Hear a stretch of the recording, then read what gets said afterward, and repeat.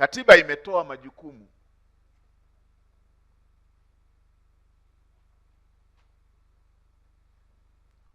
Imeweka upande mmoja haki, imeweka upande mwingine wajibu. Haya yote lazima tuyafuatilie, na wala hatutapuuza hata moja.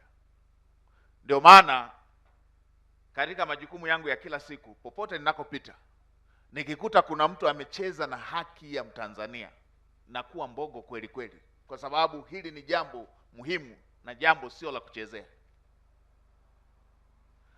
Lakini hivyo hivyo katiba imetoa wajibu wa kila mtu.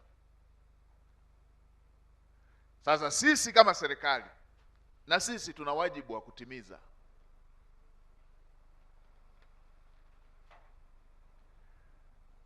Tunapokuwa tunatimiza wajibu, hasa unaohusu taifa letu na wananchi wake wa Tanzania, haya ni mambo makubwa, hatupaswi kuyachukulia mzaha wala kubishana. Hatutaki kukumbushia mambo ambayo yameumiza watu. Yalitokea mambo mwishoni mwa mwaka jana ambayo yameumiza watu. Hatutaki kukumbushia hayo wala kupitia wala kurudia mambo ya aina hiyo. Sasa nilisema jana, tukaanza kusikia viashiria vya aina ile kama vile ambavyo vimetugharimu maisha ya watu, vimetugharimu heshima ya taifa letu, vimetugharimu rasilimali, vimetugharimu umoja wetu. Na watu wengine wanafanya mizaha hivyo, na wengine wanachukulia mizaha hivyo.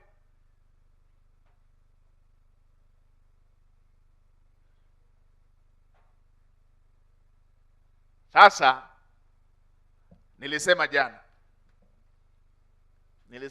nitapita na leo,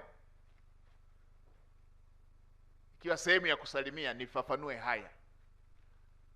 Moja ya jambo ambalo hatuna mzaha nalo ni kuhusu ulinzi wa nchi yetu, ulinzi wa Watanzania na ulinzi wa rasilimali za Tanzania. Haya si mambo ya mzaha, wala hayana upande, wala hayana pande mbili. Haya ni mambo ya aina moja tu, yanaihusu Tanzania na Watanzania wake. Kwenye hili hatuna makundi. Jambo la usalama wa nchi yetu, hili halina pande.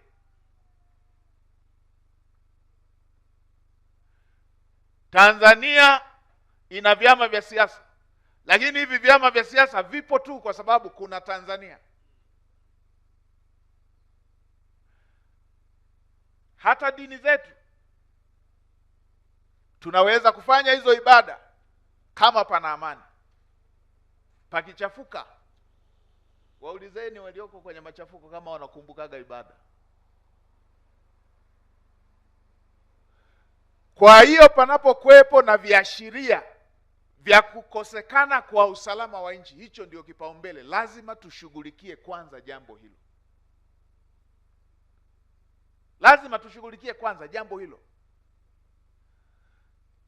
Sisi kama serikali wala hatuna ugomvi na vyama vya siasa. Hata mimi mwenyewe nina chama changu. Hatuna ugomvi na chama chochote cha siasa. Hatuna ugomvi na vyama vya siasa, viko kikatiba. Wala watu wasije wakachanganya haya mambo. Hatuna ugomvi na vyama vya siasa. Lakini tuna jambo ambalo tuna wajibu nalo la kuhakikisha nchi yetu iko salama na Watanzania wako salama, na hilo ni jambo la kipaumbele. Hilo ni jambo la kipaumbele. Hatupuuzi hata chembe yoyote linapokuja jambo la usalama wa nchi yetu na usalama wa wananchi wake.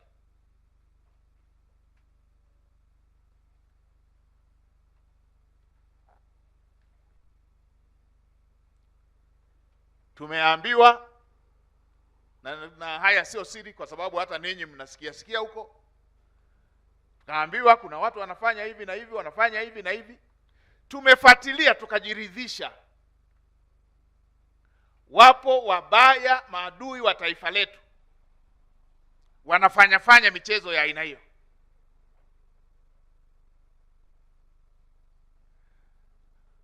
Wanataka kuwatumia vijana wa Kitanzania kwa maslahi yao binafsi.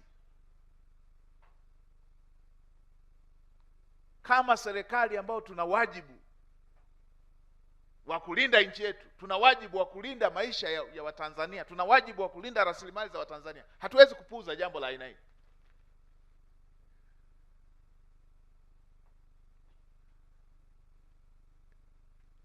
Kuna wengine ambao tumeshawakamata.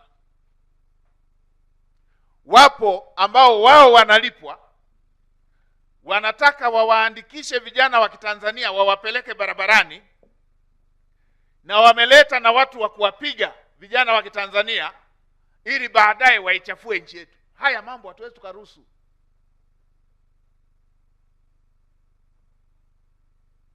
Kuna kijana mmoja wilaya moja, kila mwezi analipwa milioni 3 kwa ajili ya kushawishi na kusajili vijana waingie barabarani.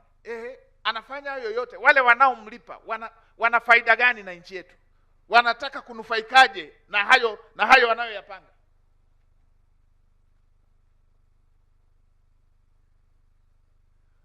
Haya mambo lazima Watanzania tuambizane ukweli.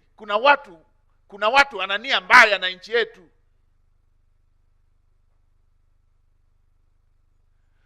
Mwingine analipwa milioni 5.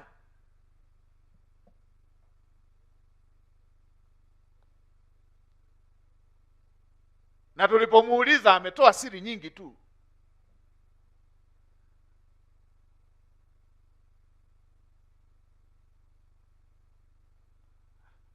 Anatumwa, na wale wanaomtuma tunajua waliko pia.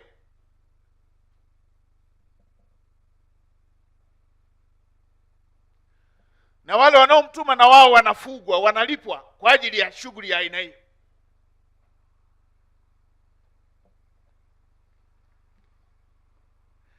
Na ndio maana kila siku wanaweka mikakati ya uhalifu, wanapanga siku zenye matukio ya kukusanya watu.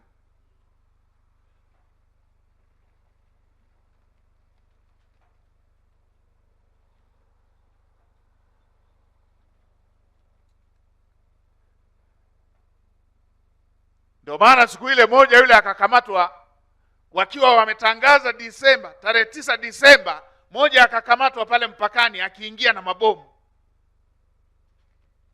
Mabomu ya nini? Walikuwa wanajua watu akishasambaa wawarushie, alafu baadaye lawama ziende kwa polisi, lawama ziende serikalini, nchi ichafuke, watimize malengo yao. Watanzania, hii michezo tuikatae na wala tusipe nafasi.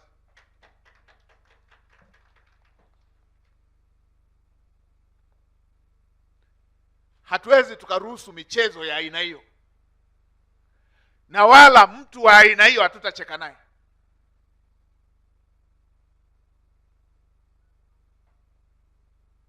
Hatutacheka na mtu wa aina hiyo.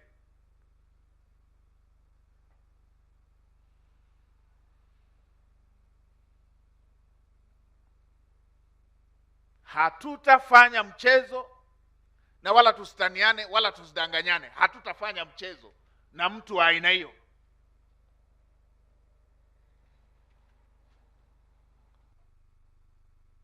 Hatuwezi tukaruhusu vitu vya aina hiyo, na wala hatutaruhusu nchi yetu iwe nchi ya kutangaziana tu kwamba siku fulani tunataka kufanya hivi. Hatutaruhusu pia. Nchi yetu ina katiba. Hii ya vyama vya siasa wala wasipitie huko. Sisi hatuna mzozo na wala hatuna ugomvi na vyama vya siasa. Hata mimi mwenyewe nina chama changu. Hata sisi wa serikalini tuna chama chetu. Ndio katiba inavyosema, hamna serikali itaundwa bila kupitia chama chochote cha siasa. Wala hatuna mzozo na vyama vya siasa.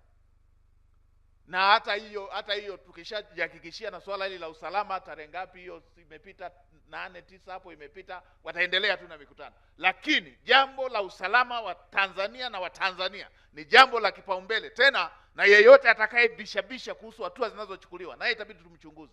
Ana maslahi gani na jambo hilo? Sisi tunataka nchi iwe salama. Tunataka hata hao wanaofanya mikutano ya hadhara wawe salama.